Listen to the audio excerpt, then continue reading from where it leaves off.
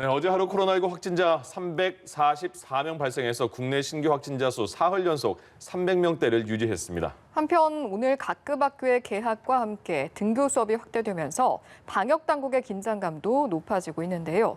관련 내용들 김윤 서울대 의료관리학과 교수, 김수민 시사평론가와 함께 짚어보도록 하겠습니다. 네, 두 분 어서 오십시오. 예. 교수님, 최근에 신규 확진자가 계속해서 300명, 400명대가 며칠간 계속 이렇게 쭉 유지가 되고 있어요. 어떻게 봐야 돼요? 최근 숫자는 이제 연휴 효과가 반영된 것이라고 볼 수 있지만 지난 1월 중순, 그러니까 1월 17일에 이제 1000명대를 기록하던 확진자 수가 계속해서 떨어져서 300명대로 처음 떨어졌는데요. 한 달 반 가까이 지금 300~400명대가 계속 유지되고 있고 중간에 이제 500~600명대를 기록하는 경우가 있었는데 그건 이제 대형 병원, 공장 등에서 이 집단 감염들이 발생하고 있는 상황이라 이제 300~400명대의 안정세가 유지되고 있다. 이게 3차 대유행 이후에 새로운 베이스라인이다. 이렇게 생각을 하고 있습니다. 지금 평론가님, 오늘부터 그러니까 어제부터 2주간 다시 수도권 2단계, 비수도권 1.5단계가 2도 연장이 되는 거잖아요. 그러니까 정부에서는 방역당국에서는 낮출 때는 안 됐다 이렇게 계속 판단을 하고 있나 보죠? 네, 그렇습니다. 그동안에도 2.5단계에서 2단계로 일단 낮춘 그런 과정이 있었던 것이고요. 그리고 300명대에서 더 밑으로 내려가지는 못하고 좀 위아래로 등락을 거듭을 하고 있기 때문에 현재로서는 아직 거리두기 완화를 좀 기대하기는 어렵다라고 하는 것이 현재 상황이 되겠습니다. 그리고 사실은 자영업자분들의 어떤 불안이라든지 불만 이런 것들이 중요한 변수였는데 그 부분은 이제 일단 정부에서도 뭐 당정청 협의를 통해서 재난지원금을 4차로 또 지급하는 그런 또 정치 경제적인 흐름도 있기 때문에 일단 거리두기 부분은 유지를 하는 것으로 그렇게 가닥을 잡은 것 같습니다. 네, 알겠습니다. 자, 그렇다면 현 시점에서 가장 우려되는 부분이 있다면 어떤 것들이 있을까요? 현 시점에서는 대량 집단 감염이 발생하고 있는 곳들에 대한 방역 조치를 강화하는 것입니다. 이제 최근에 공장이나 직장발 감염이 이제 눈에 띄게 빈도나 규모가 증가하고 있어서 그런 부분에 대한 방역 조치를 좀 강화할 필요가 있을 것 같습니다. 바꿔 말씀드리면 기존의 사회적 거리두기 조치는 사실은 개인 방역 수칙 이외에 직장이나 공장에 대해서 추가적으로 이루어지고 있는 방역 조치가 없거든요. 그러니까 그런 부분에 대해서 현장 점검을 하고 새로운 지침을 만들고 필요하면 규제하고 지원하고 이런 것들을 병행해 나가야 될 것 같습니다. 그런데 저희가 최근에 백신 접종이 시작이 됐잖아요. 해외 사례를 보면 오히려 접종을 시작한 이후에 좀 긴장감이 풀려서 그런지 오히려 확진 사례가 늘어난 경우도 있고 해서요. 저희는 좀 어떻게 이런 부분을 대비를 해야 할까요? 먼저 백신 접종을 하더라도 한 2~3주간은 항체 형성이 점차 증가하는 속도에 이르기 때문에 바이러스부터 보호를 해주지 못하는 경우가 대부분입니다. 그래서 접종을 하더라도 2~3주간은 방역 수칙을 철저하게 지키시고 그다음에 내가 접종을 설사 받았다고 하더라도 100% 면역력이 생기지 않을 수도 있기 때문에 계속해서 주의를 좀 하셔야 될 것 같습니다. 사회적으로는 우리가 이제 백신 접종을 시작했기 때문에 마스크 벗고 이제 일상으로 복귀할 수 있다 이렇게 생각하실 수 있을지 모르지만 사실은 여름이 오기 전까지는 우리나라의 접종량이 전 국민의 한 20% 정도 수준에 불과해서 속도가 초반에는 꽤 느리다는 점 그리고 그 사이에 새로운 재유행이 올 수 있다는 점들을 고려하면 접종이 시작됐지만 여전히 사회적 거리두기나 방역 지침은 철저하게 지켜나가야 새로운 재유행의 시기를 좀 늦출 수 있을 것 같습니다. 일단 그러면 올해까지는 마스크를 써야 된다 이렇게 생각해야 되는 건가요? 올해까지 마스크를 써야 되는 거는 거의 확실하고요. 내년에도 마스크를 벗을 수 있을지는 또 여러 가지 변이 바이러스 등의 변수가 있기 때문에 그것도 상황을 지켜봐야 알 수 있는 것 같습니다. 현 시점에서 긴장감을 계속해서 유지해야 한다는 말씀이셨고요. 사실 오늘부터 등교도 시작이 되고 주말 사이에 나들이객도 좀 있었다고 하는데 아무래도 진짜 국민 스스로 방역 수칙을 좀 잘 지키는 게 중요할 것 같습니다. 네, 날이 풀렸으니까 이동량 자체를 계속해서 줄여달라고만 얘기하기는 좀 어려울 것 같아요. 어느 정도는 이동을 하실 수 있는 거고 그 이동을 위해서 또 지난 수달 동안 특히 겨울에 많이 참으셨던 분들도 있기 때문에 적정하게 이동하는 것은 괜찮다고 보여집니다. 다만 뭐 밀집 장소라든지 이동 거리가 너무 멀어진다든지 이런 것들은 예. 좀 피하시면 좋을 것 같고 그런 의미에서는 이제 이동 자체는 뭐 그렇게 말릴 이유는 없을 것 같고요. 다만 이제 여러 가지 수칙들은 계속해서 지켜야 된다라고 하는 점, 그 점을 분명하게 명심을 해주셨으면 좋겠습니다. 그리고 예. 개학 이후에 우려되는 것들은 이제 특히 학교라는 공간에서 이제 학생들이 밀집할 수 있는 가능성이 있긴 한데 또 관리만 잘 되면 사실은 그렇게 무리는 없는 것이거든요. 예. 대표적으로 대중교통에서의 감염 사례 이런 것들을 보면은 마스크를 잘 쓰고 있고 또 환기가 되고 이러면은 이제 별로 감염되지 않는다라는 것을 우리 알 수 있습니다. 그렇기 때문에 방역 수칙을 철저하게 지킬 것, 그리고 그것을 아무래도 지키기 좋은 공간으로 나들이를 가시더라도 가실 것, 뭐 이렇게 정도 유념하시면 될 것 같습니다. 예. 어제 서울에는 비가 좀 왔습니다만은 3.1절 집회 신청을 한 곳이 몇몇 있어서 허가받은 것도 몇몇 있었잖아요. 그래서 좀 불안하지 않을까 싶었는데 생각보다는 좀 안정적으로 진행이 된 건가요? 네, 그렇습니다. 사회적 거리두기 문화가 더 정착이 됐고 집회를 하는 사람들 입장에서도 무리해서 강행했을 경우 여론의 지지를 못 받는다라는 것을, 그리고 또 처벌받을 수 있다는 것을 알고 있었을 거기 때문에 예. 지난번에 어떤 광복절 집회라든지 이때 불상사는 별로 벌어지지 않았고요. 그리고 비가 왔기 때문에 또 신고되었던 집회 중에서 상당수가 자진 취소가 되는 그런 일도 있었습니다. 예. 다만 이제 보신각 쪽에서 40여 명 정도가 미신고 집회를 했는데요. 여기에 대해서는 경찰이 또 현장에 있었고 체증을 했기 때문에 그 자료를 토대로 사법 처리를 추진을 할 계획입니다. 예. 그리고 법원에서 음성 확인서를 지참하는 조건으로 허가를 내준 집회도 있었거든요. 예. 여기에 대해서 한쪽에서는 좀 그렇게 하더라도 많은 인원이 모이면은 위험한 거 아니냐 얘기를 했지만 오히려 집회를 주최하는 쪽에서는 이거 사실상 집회하지 말라는 얘기냐 이렇게도 얘기를 했었거든요. 예. 예. 나름대로 사법부에서 집회의 자유와 그리고 거리두기 방역의 중요성 이 가운데에서 절충하는 결정을 했었다라고 볼 수 있겠습니다. 네. 예. 이번에는 변이 바이러스 이야기로 한번 넘어가 보도록 하겠습니다. 제주도에서 감염 사례가 확인이 됐다고 하는데 이건 어떤 내용입니까? 네, 이게 감염이 된 것, 그러니까 변이 바이러스라는 것이 확인이 된 건 27일의 일인데요. 예. 근데 이 분이 이제 헝가리에 가셨다가 제주도에 입도를 하신 분인데 처음에 이제 입도를 하는 2월 2일의 과정에서 제주국제공항에서 검사를 통해서 확인을 했습니다. 그리고 이제 도내에 있는 음압병실에서 치료를 받고 완치를 한 다음에 21일에 출도를 해서 현재는 타 지역에서 거주를 하시는 걸로 돼 있고요. 그러니까 다만 그걸 분석하는 과정에서 완치가 되고 출도를 하신 다음에 이것이 발견이 됐다라고 볼 수가 있겠습니다. 이런 예. 이제 변이 바이러스 발견 사례들이 조금씩은 늘고 있기 때문에 당국에서도 좀 방침을 강화를 하고 있는 그런 상황이 되겠고요. 예. 그래서 입국 확진자 같은 경우는 1인실에 입원 격리하는 것으로 방침을 정해놓고 있고 네. 퇴원을 하거나 자가격리 해제하기 하루 전에 PCR 검사를 진행하는 것으로 이것이 의무화되는 그런 방침입니다. 예. 국내에서 지금은 이제 변이 바이러스가 우세종은 아닙니다만 저희가 미리 좀 철저하게 대비를 해야 할 것 같거든요. 네. 어떻게 좀 준비를 해야겠습니까? 제일 중요한 것은 이제 변이 바이러스가 들어오는 것 자체는 이제 현재 단계에서 막을 수는 없지만 예. 이게 지역 사회로 전파되는 것을 이제 막아야 됩니다. 그러면 공항에서의 검역과 자가격리가 철저하게 이루어지도록 하는 게 이제 굉장히 중요할 것 같습니다. 예. 또 이제 뭐 가능성이 낮긴 하지만 국내에서도 새로운 변이가 생길 수도 있고 또 네. 외부에서 잘 모르는 사이에 변이 바이러스가 들어올 수도 있으니 계속해서 이제 변이 바이러스에 대한 감시 체계, 그러니까 코로나19를 확진을 받은 사람들의 바이러스의 유전자 염기 서열을 분석해서 이게 변이 바이러스인지 아닌지를 계속해서 감시하는 체계를 조금 더 강화할 필요가 있고요. 예. 네. 그래서 이제 만약에 어떤 지역에서 변이 바이러스가 생겼다 그러면 그 지역의 방역 조치나 사회적 거리두기 조치를 이제 대폭 강화해서 이게 다른 지역으로 확산되는 걸 이제 최대한 늦춰야 되겠죠. 예.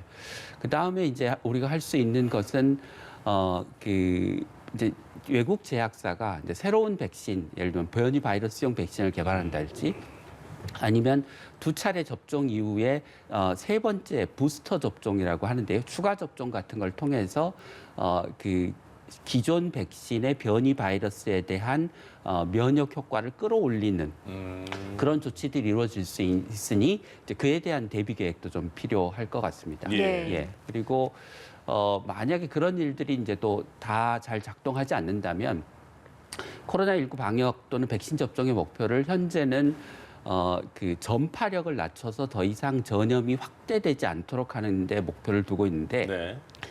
그거는 좀 부분적으로 우선순위를 낮추고 그 변이 바이러스에 대해서도 기존 백신이 효과가 있는 부분이 중증으로 환자가 발전하는 데는 막는 데는 여전히 효과가 있습니다. 예. 그래서 백신 접종의 목표를 감염 전파가 아니라 피해 최소화 쪽으로 전환하는 것도 고려할 필요가 있을 것 같습니다. 확진자는 뭐 늘어날 수 있지만 중증에서 또 사망까지 이르지 않게 하는 것도 그렇죠. 충분한 목적이다. 네. 예.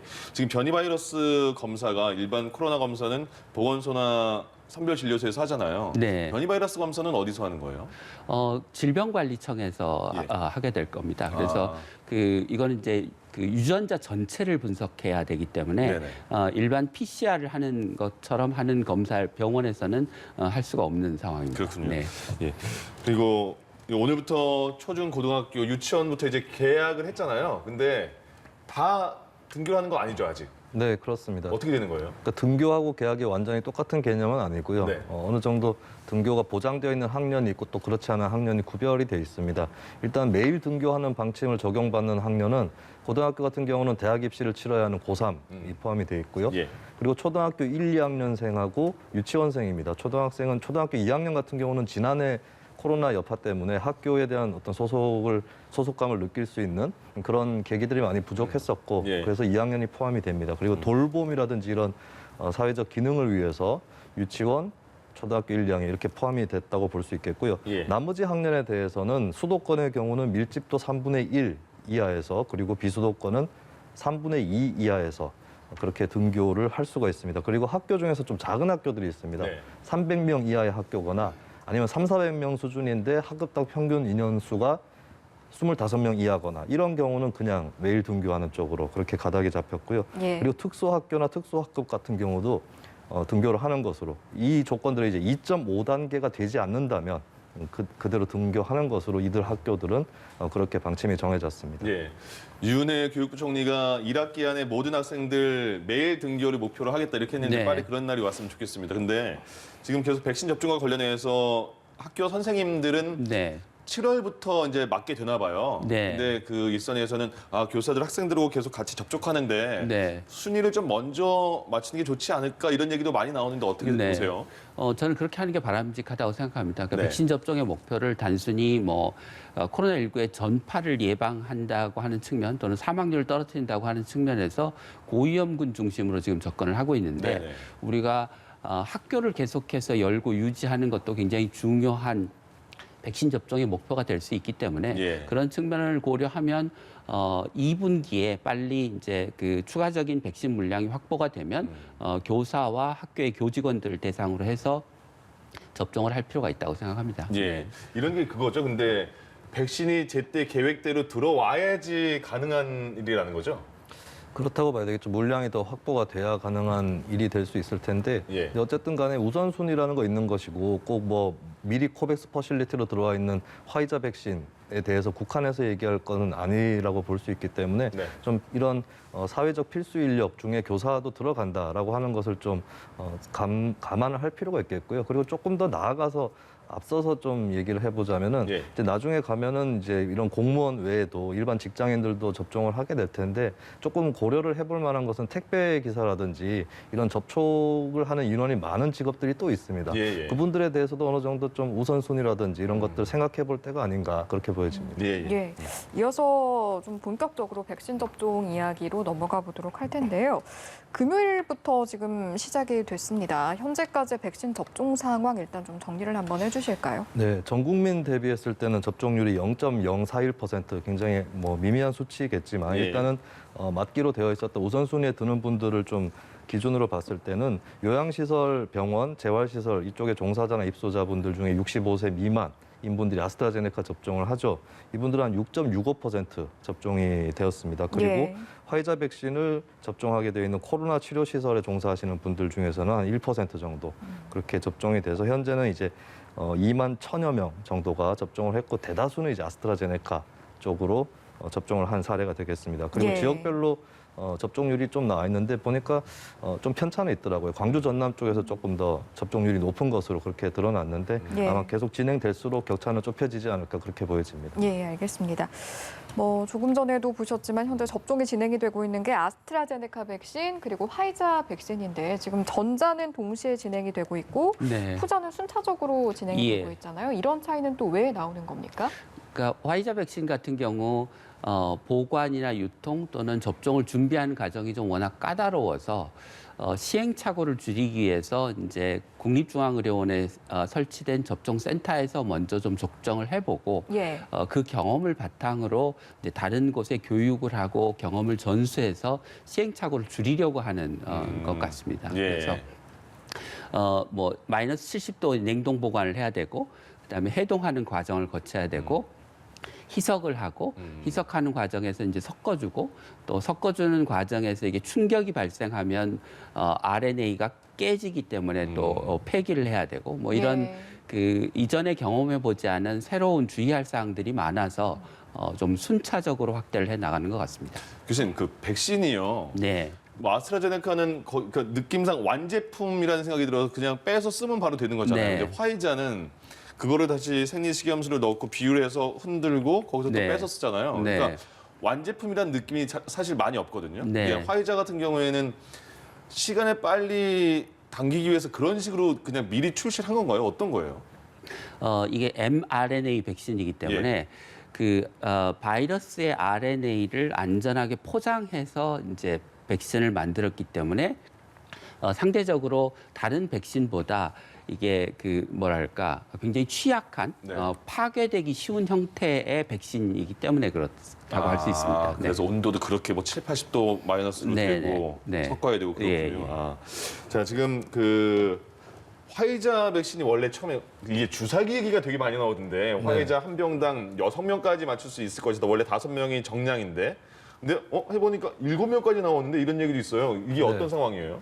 이게 그러니까 화이자를 해동을 하면은 용량이 0.45ml가 나오거든요. 네. 여기에 이제 원래 생리식염수를 1.8ml를 넣게 되어 있습니다. 네. 이게 뭐 불리려고 넣는 게 아니라 원래 그렇게 되어 있는 거거든요. 방침 그런 거잖아요. 예, 그렇다 보는데 이걸 오해하신 분들이 뭐 물탄 백신이냐, 물백신이다 이런 말 예, 나오고요. 이런 식으로 이제 잘못 알아들으셨는데 원래 그렇게 되어 있습니다. 예. 그러면 이제 0.45ml에 1.8ml를 더하면 2.25ml가 되잖아요. 네. 근데 한 명당 정량이 0.3ml입니다. 예. 그러니까 나누기로 하면은 7명한테 주사를 할 수도 있다라고 하는 그런 차원에서 2.1 이상이니까. 그렇죠. 예. 뭐 주사기에 따라서 또 그렇게 할 수 있다라고 하는 그런 계산이 나온 것이죠. 예.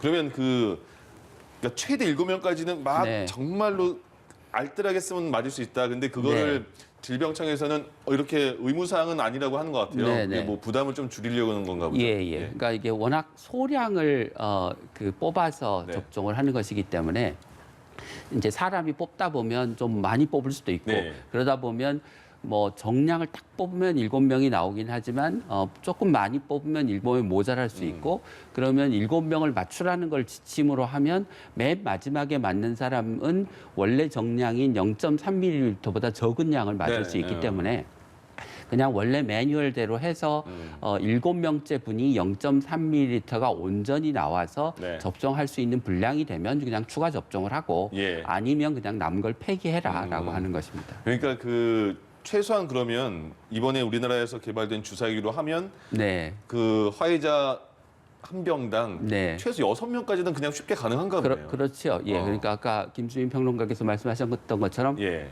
원래 백신의 용량 플러스 희석하기에 들어가는 생리식염수의 양을 딱 기계적으로 계산하면 예. 지금 최소 잔유형 주사기를 네. 사용했을 때 7명분이 딱 기계적으로 나오게 되어 있습니다. 그럼 이건 네. 어때요? 그 마지막에 6명까지는 주사했는데 7명분은 0.3ml가 못 된다. 한 네. 명분이 안 된다. 네. 그럼 그 남은 거 또 두 번째 병에 남은 거, 세 번째 병에 남은 거 합쳐서 네. 쓰면 안 되는 거예요? 예, 그렇게는 하지 말라고 지금 정부가 지침을 하고 있습니다. 아. 예. 아마 이제 여러 가지 이유가 있긴 할 텐데 네. 백신이라고 하는 게 이제 한 번 생산할 때 많은 양을 생산하긴 하지만 그게 그 소위 러트 번호라고 해서 한 번 생산된 단위가 있습니다. 네. 그리고 예. 그 단위를 중심으로 해서 혹시 백신에 이상이 있을 때 이상 아. 반응을 추적하기도 하고 예, 예. 그러는데 이제 혹시 혹시나 여러 로트 번호의 백신들이 섞여서 주사되거나 하면 여러 가지 복잡한 문제들이 생길 수 있고 예. 또 우리가 예측하지 못하는 문제가 생길 수 있기 때문에 예. 여러 바이알, 여러 병에 있는 백신을 남은 것을 섞어서는 쓰지 말라고 하고 있습니다. 일단 다 백신을 주입한 다음에 한 명 이하로 남는 백신은 다 버린다. 예, 다 버리는 것입니다. 알겠습니다. 네. 아무래도 이번 접종을 두고 많은 분들이 궁금해하실 부분이 이후에 혹시 모를 이상 반응은 없었을까 이 부분일 것 같거든요. 어떤 신고들이 얼마만큼 있었는지 이 부분도 좀 정리를 해주시죠. 네, 뭐 오늘 0시까지 맞으신 분이 한 2,100명 좀 넘는 것 같아요. 그 중에서 굉장히 뭐 적은 비율인데 152건의 이상 반응 신고가 들어왔습니다. 전체 비율로 따지면은 1%도 되지 않을 겁니다. 굉장히 이제 적은 비중이다라는 것을 감안을 하시면 될 것 같고요. 이 증상도 대부분, 절대 다수가 경미한 증상이었다라고 하는 겁니다. 보통 백신을 맞을 때 나올 수 있는 두통이라든지 발열, 근육통 이런 증상 쪽에 다 국한이 돼 있었고요. 백신 하면 이제 주로 좀 참고를 해볼 것이 이제 아나필락시스 반응입니다. 근데 예. 그 경우는 아직 나오지 않았다라고 하는 것이 어떻게 보면 2만 1,000여 명이라는 숫자가 그렇게 작은 숫자는 아니거든요. 임상 실험이라든지 이런 것들도 한번 생각을 해본다면 그러네요. 예. 그런 의미에서는 일단 초창기에 여러 가지로 안전성들이 입증되고 있다라는 데 좀 무게를 둘 필요가 있겠습니다. 예, 사실은 부작용 관련해서 이제 접종을 맞고 난 이후에 일반적인 증상이 있고 네. 이것은 좀 긴급하게 좀 조치를 취해야 할 부분들이 있을 네. 텐데 맞은 사람 입장에서는 이게 어느 정도의 증상인지 네. 판단하기가 좀 쉽지 않을 것 같거든요. 이 네. 부분도 좀 자세히 짚어주시죠. 그러니까 백신 부작용과 관련해서 가장 치명적인 거는 아나필락시스인데요. 그 아나필락시스라고 하는 거는 백신 접종한 후에 대개 15분, 30분 이내에 생기는 것이기 때문에 네네.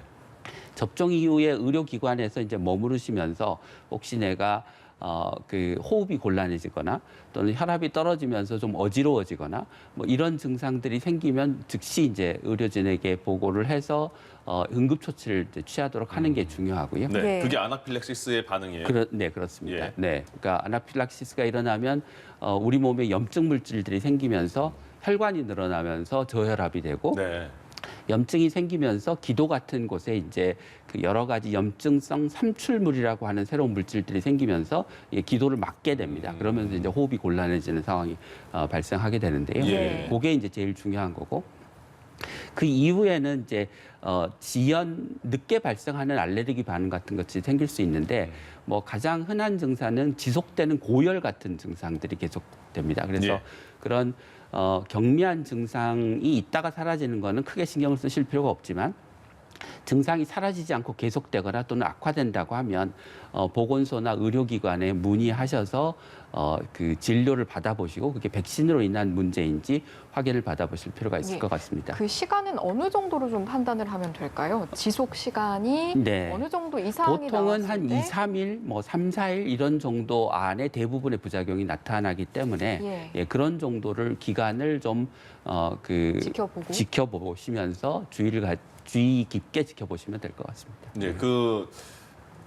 이른바 이상 반응이다라고 네. 해서 나오신 분들을 보니까 맞은 데가 너무 아프다. 네. 그리고 말씀하신 것처럼 열이 계속 나는데 갑자기 뭐지 몸살 네. 같은 느낌도 네. 있고요.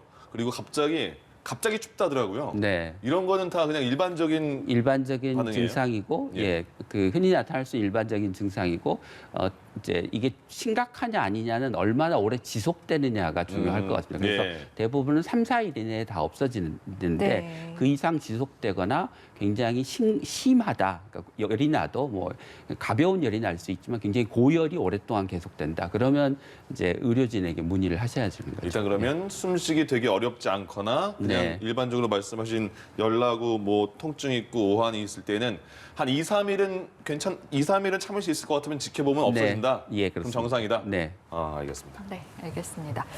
자, 우리나라에 앞서서 접종을 한 국가들 중에 스코틀랜드에서 임상 시험이 아닌 실제로 백신 접종을 하고 그 결과 효과에 대한 내용을 이제 네. 내놓았다고 하는데요. 여기서 좀 우리가 참고할 만한 의미 있는 내용도 있었을까요? 이제 백신의 효과를 확인하는 방법은 이제 허가를 받기 전에 우리가 임상 시험을 통해서 대규모 임상 시험을 통해서 이제 효과 여부를 확인하는데 예. 그렇다고 하더라도 이제 대상자의 숫자가 적고 예. 또 임상 시험에 참여하는 조건을 이제 뭐 여러 가지를 겁니다. 예를 들면 인종을 같은 거를 제한하기도 하고 뭐 이제 지역을 제한하기도 하고 그러면서 실제 백신을 현장에서 접종했을 때 발생하는 어떤 나타나는 효과와 차이가 있을 수 있죠. 그래서 네. 임상 시험보다는 실제 접종했을 때 효과가 어떠냐라고 하는 게 오히려 더 신뢰할 수 있고 중요한 결과라고 할 수 있습니다. 예. 단 임상 시험은 실험군과 대조군을 두고 이제 엄격하게 통제를 해서 시험을 하는 반면에 예. 실제 상황에서는 이제 그럴 수가 없기 때문에 이거를 이제 연구의 여러 가지 기법들을 활용해서 실험군과 대조군을 두고 분석을 한 것처럼 분석을 합니다. 그래서 이제 실제로 그 결과가 이제 그 연구 설계상에는 좀 약점이 있을 수 있지만 임상 시험의 결과보다 오히려 더 믿을만하다 이렇게 이야기할 수 있을 것 같습니다. 예. 예. 또 해외 상황을 연이어 살펴보면 독일과 프랑스 등에서 65세 이상에게도 아스트라제네카 백신을 접종할 방침이라고 하는데 지금 우리나라 같은 경우에는 언제쯤 이 부분이 좀 정해지겠습니까? 네, 이거는 사실 아스트라제네카 처음에 65세 이상 접종 보류됐을 때부터 일각에서는 그럴 필요가 없었다. 정부가 오히려 더 강하게 안전성에 대한 믿음을 심어줘야 되는데 쉽게 뒤로 물러섰다 이런 비판도 있었거든요. 그리고 어떤 의미에서는 이제 유럽 각국들도 아스트라제네카를 굳이 그렇게 좀 뭐랄까 차별해야 되는 그런 이유가 명확하게 발견되지는 않았었습니다. 근데 이런 상황에서 유독 한국만 65세 이상으로 가기에는 뭐 전 세계적으로도 그렇고 국내 여론도 그렇고 좀 눈치가 보였다 이렇게 볼 수 있겠는데요. 예. 근데 이렇게 독일, 프랑스 같은 국가들이 65세 이상 접종에 들어간다면은 한국 정부 입장에서도 굳이 뭐 더 보류해야 될 이유가 있는 것인가? 이미 또 스코틀랜드에서 나온 논문이라든지 이런 것들 참고했을 때는 글쎄요 당국에서 어떤 생각을 갖고 있는지는 확실하게 알 수는 없지만 예. 뭐 굳이 뒤로 미룰 필요성은 굉장히 낮아졌다. 이렇게 객관적으로 좀 정리를 해볼 수 있겠습니다. 교수님 생각 어떠세요? 아스트라제네카 65세 이상 우리나라에서의 접종 언제부터 하는 게 좋을까요? 뭐 저는 가능한 한 빨리 시작하는 게 좋을 것 같습니다. 백신 물량만 확보되면. 네. 그래서 사실 그 정부가 아스트라제네카 백신을 65세 이상에 대해서는 접종을 유보한 결정이 상당히 정부 입장에서 너무 안전한 선택을 한 것이어서 네. 뭐 이런 새로운 연구 결과가 나오거나 국민들이 아스트라제네카 백신에 대한 이제 신뢰가 회복될 수 있다고 판단을 하면 예. 뭐 가능한 한 빠른 시점에 새로운 결정을 하는 게 좋을 것 같습니다. 안전성 면만 따진다면 사실 지금 바로 해도 문제 없다 이런 거 맞는 네네. 겁니까? 안전성은 전혀 논란의 대상이 아니었습니다. 사실 예. 효과만 논란의 대상이었던 거죠. 예, 알겠습니다. 여기까지 듣겠습니다. 지금까지 김윤 서울대 의료관리학과 교수, 김수민 시사평론가 두 분과 함께했습니다. 고맙습니다. 고맙습니다.